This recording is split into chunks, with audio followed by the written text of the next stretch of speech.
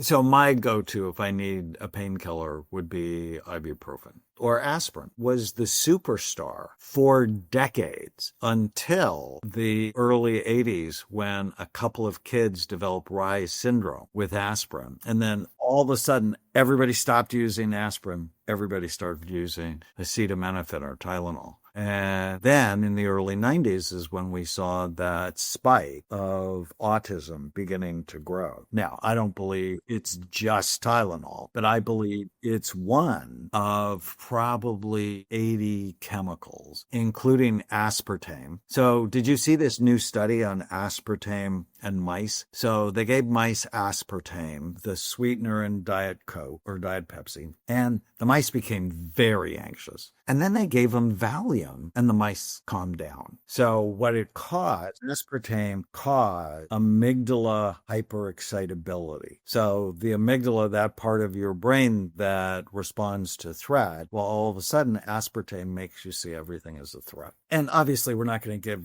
it's like stop the aspartame. But the horrible thing about this study, the thing that you will never forget when I tell you this, is their babies were anxious, even though they never had aspartame. And their grandbabies were anxious, even though they never had aspartame. That aspartame caused an epigenetic change that impacted generations. So when we look at the mental health crisis in America, with 57% of teenage girls report being persistently sad, is it possible that the aspartame that's in 5,000 products is having a generational negative impact?